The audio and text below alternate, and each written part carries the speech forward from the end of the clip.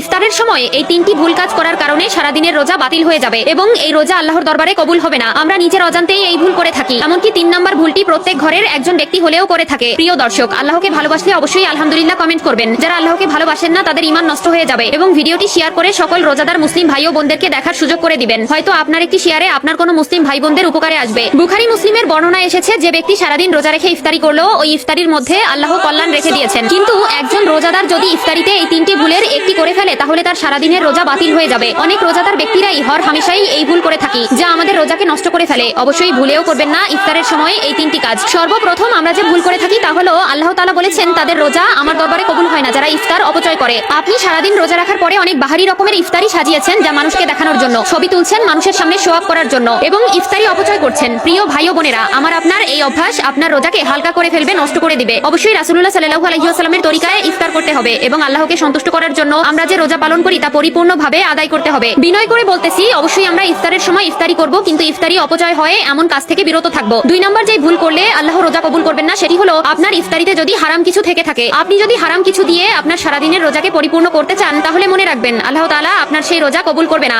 ইফতার সামনে রেখে আল্লাহর কাছে দোয়া করলে আল্লাহ তাআলা সেই দোয়া কবুল করে, কিন্তু আপনি যদি আপনার হালাল ইফতারির ভেতরে হারাম কোনো খাবার রেখে দেন বা খাওয়ার নিয়তে সাজিয়ে রাখেন অথবা আপনার ইফতারের তালিকায় যদি হারাম কিছু থাকে মনে রাখবেন আপনার সেই রোজা বাতিল হয়ে যাবে। যেই দেহ হারাম খাবার দ্বারা গঠিত